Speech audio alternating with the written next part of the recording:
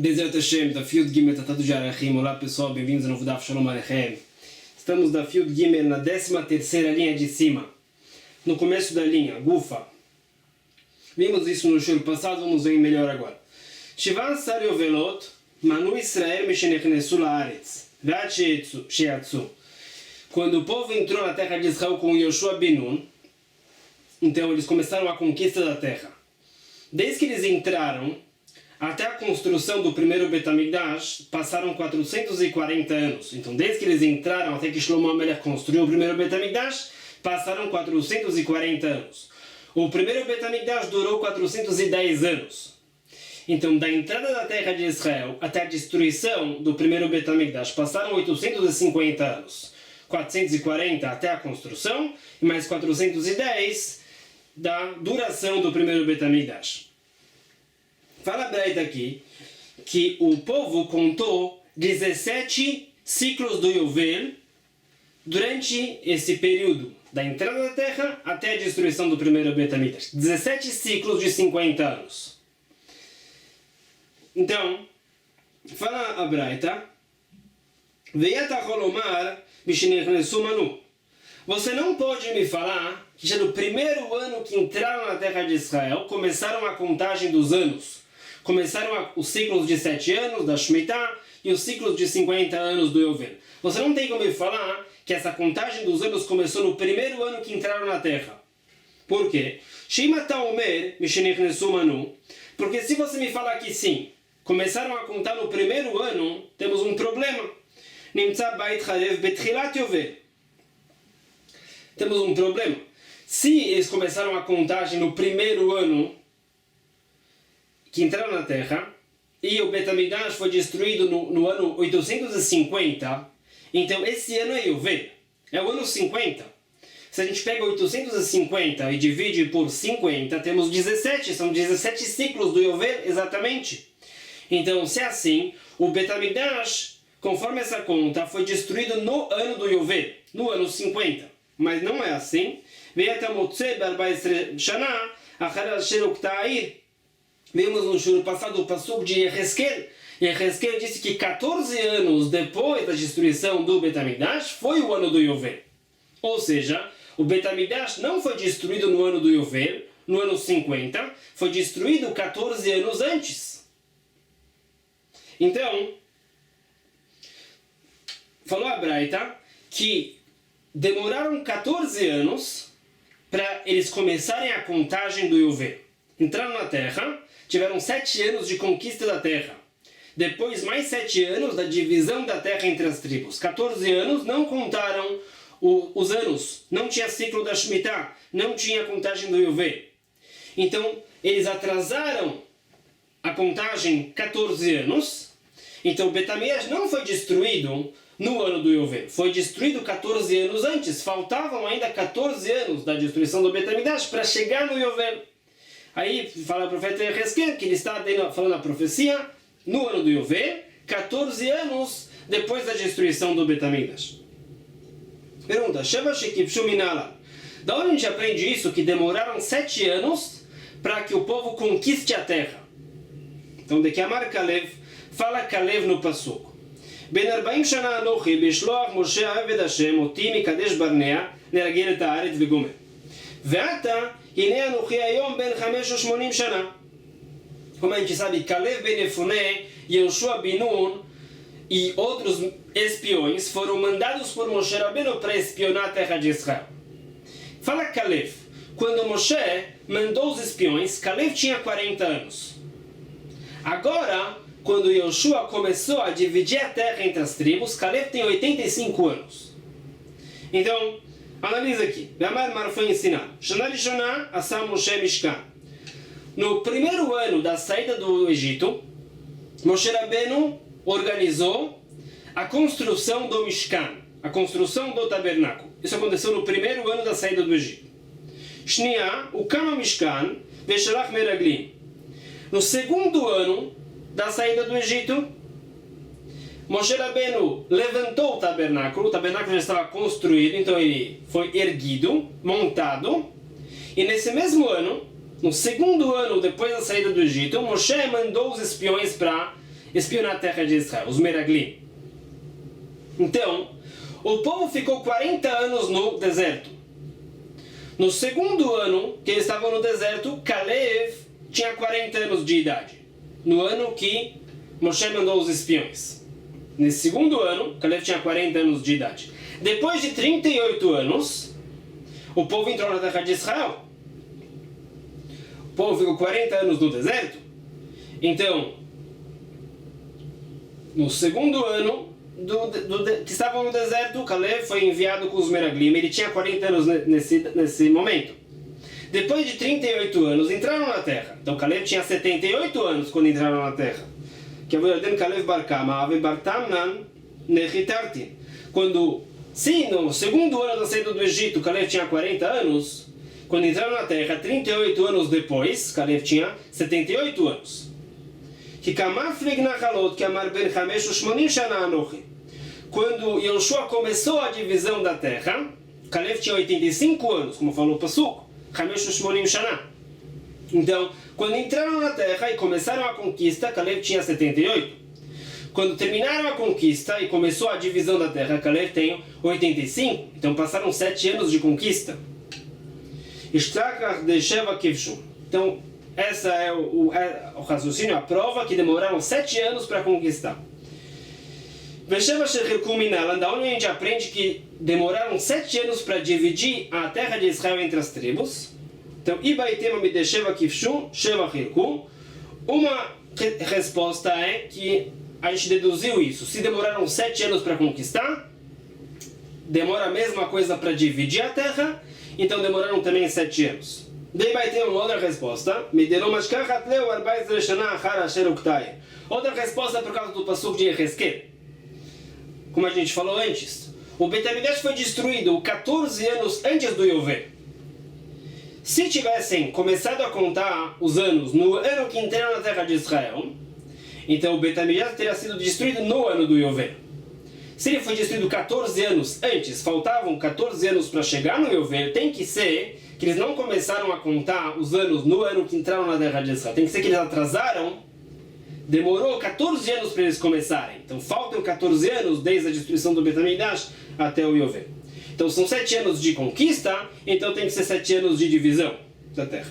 Matid, começamos a nova Mishnah. En portim mishishat laim amevukarim belishkat atlaim. Kedele Shabbat uleamim tovim shel Rosh Hashanah. Fala a Mishnah aqui. No Beit HaMikdash tinha um quarto chamado Lishkat Atlaim. Lá tinham animais, reserva para os sacrifícios. Precisávamos, no mínimo, de 6 carneiros reserva. Carneiros que a gente verificou que não tem defeitos, são válidos para o sacrifício. Precisamos, no mínimo, de 6. E aí a Mishnah menciona o Shabbat e os 2 Yemim Tovim de Rosh Hashanah. Vamos ver agora porque a Mishnah trouxe isso. O Mosefim Adolam não tem um número máximo de animais reserva. Podemos ter muitos. Fala a Mishnah mais. En portim eshtecha totzrot. Vimos no Daf Yud uma Mishnah que diz que em vários momentos no Beit HaMikdash os Kohanim tinham que tocar trompetas. Por exemplo, quando abriam os portões da Azara, os portões do Beit HaMikdash, quando eles sacrificavam o Tamid da manhã, o Tamid da tarde, tocavam trompetas. Fala a Mishnah, no mínimo tocavam 2 trompetas. Ou mais. Meitishak Kinorot, quando os Levim cantavam e tocavam instrumentos musicais, tinham que tocar no mínimo 9 harpas. No mínimo 9, mas pode ser mais, ou você mandou lá. Então no mínimo tocavam 2 trompetas, ou mais. E quando os Levim cantavam, no mínimo tocavam 9 harpas, ou mais. Ve'atziltzal levat. Tinha um instrumento dos pratos, os pratos de percussão, como aqueles pratos de orquestra. Só tinha um par de pratos. Isso é o máximo. Fala a Gemara e vamos entender a Mishnah agora. Tmedim Musafim Tuvav. Pergunta.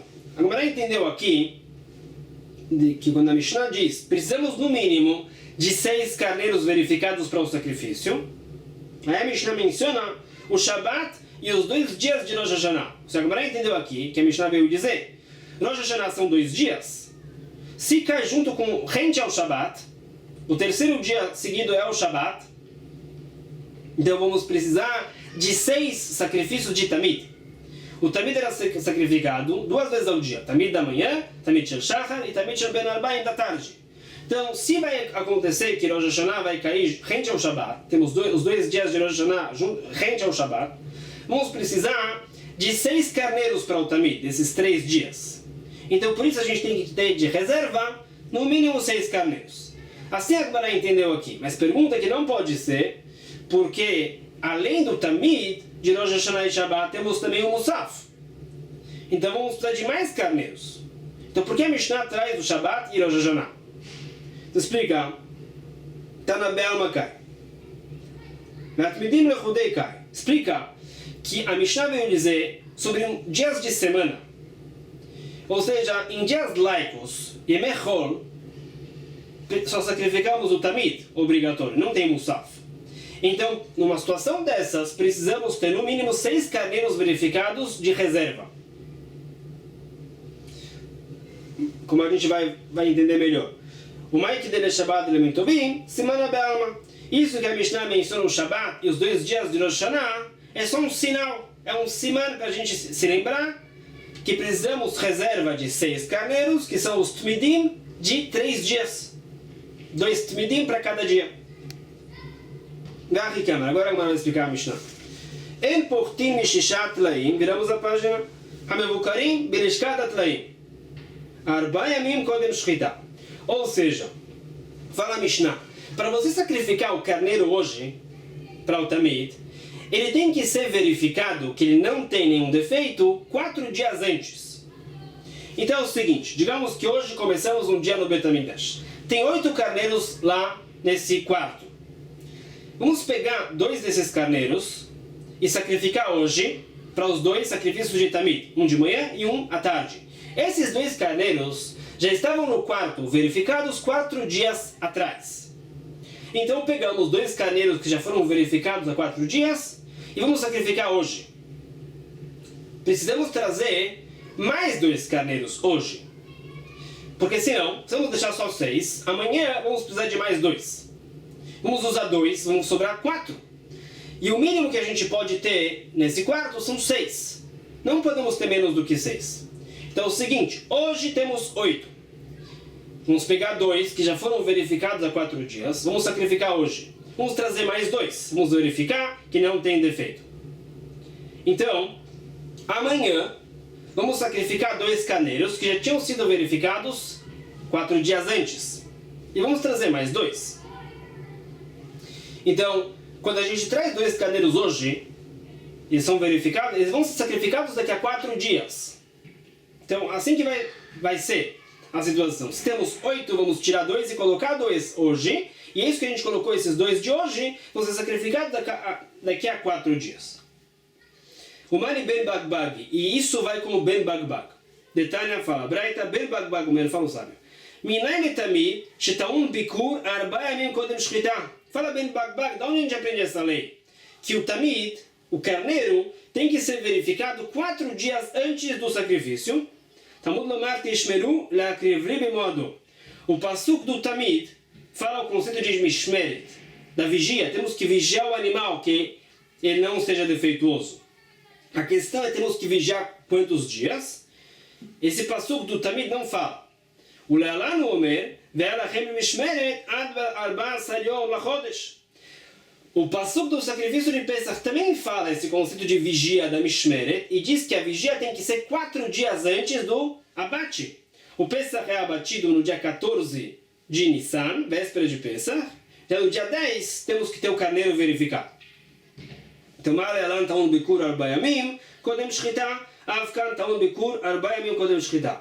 Então fala Ben Bagbag, assim como a Mishmeret, a vigia do Pesach, o pasuk fala que é de 4 dias, assim também quando o pasuk fala a vigia do Tamid, o sacrifício diário, também é uma vigia de 4 dias. Então, como a gente acabou de falar antes, temos que trazer os 2 carneiros hoje, mas eles só vão ser sacrificados daqui a 4 dias. Então, o ponto é que disse aqui a Gemara, é que quando a Mishnah fala precisamos no mínimo de 6 carneiros, se trata de dias comuns, que sacrificamos 2 Tmidim por dia. Mas, se está chegando 2 dias de Rosh Hashanah, e rende ao Shabat, precisamos de mais. Porque temos também o Musaf. O que a Mishnah menciona o Shabat e os 2 dias de Rosh Hashanah é um sinal. Assim como nesse caso desses 3 dias precisamos de 6 sacrifícios de Tamid, assim também em dias normais precisamos de 6 carneiros reserva para os Tumidim, os sacrifícios de Tamid dos próximos dias. Então, dei caname de Ktane Kedele Shabbat. Virou Ktanele Shabbat, Shmamina. Fala Gemara, parece da linguagem da Mishnah, como a gente acabou de explicar. A Mishnah não fala precisamos de 6 carneiros para o Shabbat e os 2 dias de Rosh Hashanah. A Mishnah fala Kedei, assim como lá tem 6 sacrifícios de Tamid, assim a Gemara explica. Kedele Shabbat, o Yom Tovim. Então, a Mishnah veio usar isso como uma referência, um sinal. Assim como lá temos 6 sacrifícios de Tamid nesses 3 dias, assim precisamos sempre, no mínimo, de 6 sacrifícios de carneiros reserva para o Tamid. Continua. Mishneh Hatzotrot Musifim. A Mishnah disse que quando tocavam trompetas, tinham que tocar no mínimo 2. E podia ter mais do que 2 trompetas também. Até quanto podemos ter? Quantas trompetas? Ravuna, Vamrela, Maravzavde, Maravuna fala, Ravuna, ou o sábio nome de Ravuna, Admeavestri, no máximo 120 trompetas.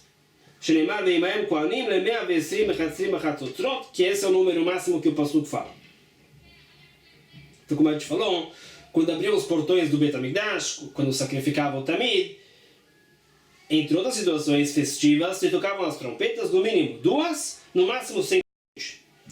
Mitishek Norod, Vechule, Vetziltzal, Levat.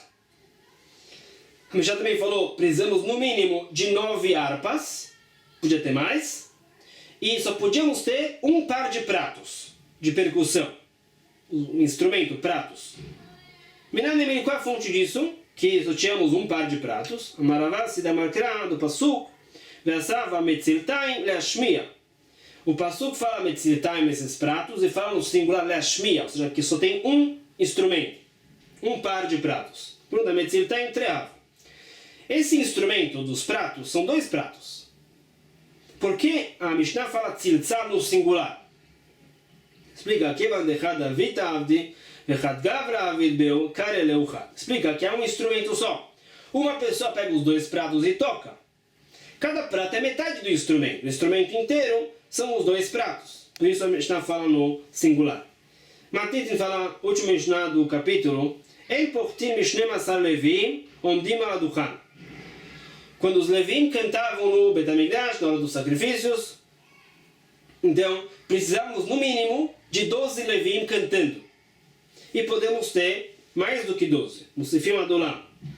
Ela katan nichnas la'azara la'avodah, ela beshar she'alevim orim bashir. Fala a Mishnah, crianças não podiam fazer nada no Bet HaMikdash. Não podiam nem limpar, muito menos fazer sacrifícios. Mas as crianças Levim podiam cantar junto com os adultos. Eles não podiam tocar o instrumento musical, eles podiam cantar somente. Para temperar o canto. Ou seja, se só vão ter adultos, vai ser um canto mais monótono, um canto mais baixo. Para harmonizar, equilibrar o canto, as crianças podiam também cantar, e as crianças equilibravam o coral, eles cantavam um tom mais alto, os adultos em tom mais baixo, isso temperava o canto. Fala o sábio, quando a gente fala precisamos no mínimo de 12 levim cantando, isso são só adultos. Se tem 11 adultos e uma criança, não é suficiente. As crianças podem cantar, mas eles não contam no número de 12 levim. E eles não sobem no palco junto com os adultos para cantar.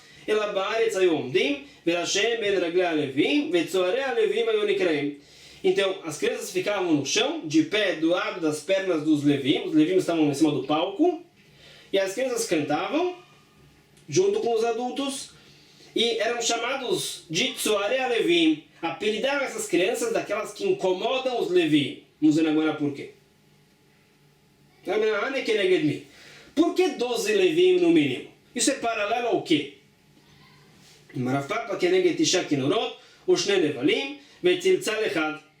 Fala Papa, isso é paralelo a 9 harpas pequenas, kinorot, 2 harpas grandes, o nevel, e mais um par de pratos.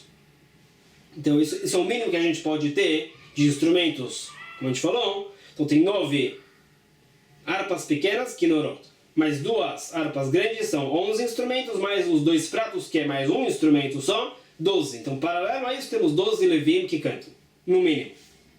Shenemar banav ve'echav shnemasar. Como fala o passuco, que o grupo de levim, no mínimo é de 12 levim.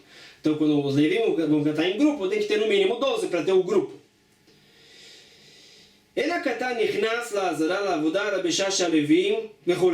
Então a Mishnah disse que crianças não podem fazer nada no Bet HaMikdash, nem mesmo limpar, mas eles podem cantar com os levim.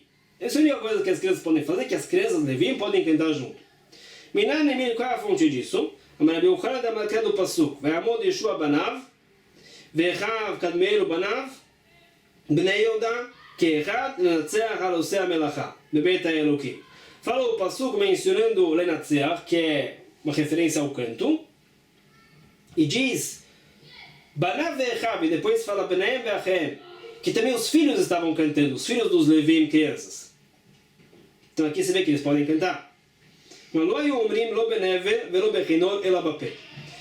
A Mishnah disse que as crianças não podem tocar instrumentos musicais no Bet HaMikdash. A Mishnah fala não podem tocar o nevel, nem o kinor.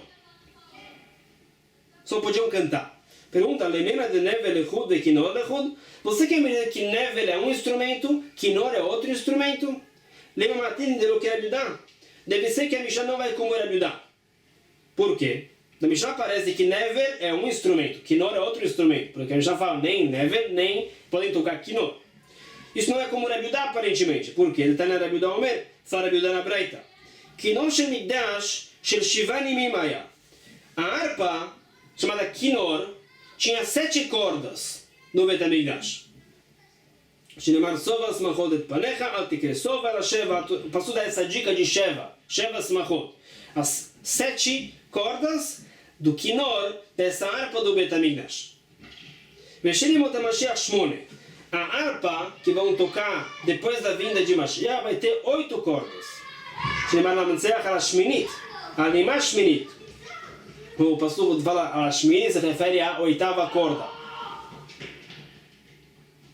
Então na época de Mashiach vamos ter uma harpa de 8 cordas no Bet HaMikdash. Shelolam haba. A harpa que vai ser tocada no mundo vindouro, essa vai ter 10 cordas. Você vai tocar 10 notas musicais diferentes. Shenemar ale asor vale navel ale igaron bechinor, vemerodul Hashem bechinor, benevel asor zamerulon, shiru lo shir chadash. Esse canto novo, esse novo tocar do mundo vindouro é benevel asor, que essa harpa que tem 10 cordas, toca 10 notas musicais. Então, a Yehuda começou falando sobre o kinor e trouxe o passuco do nevel. Parece conforme Rabi Yehuda, a mesma coisa, o mesmo instrumento. A Mishnah disse que nevel é uma coisa, kinor é outra. Então, como é que fica isso? A filho tem uma Rabi Yehuda. Fala a Mishnah vai como Rabi Yehuda também.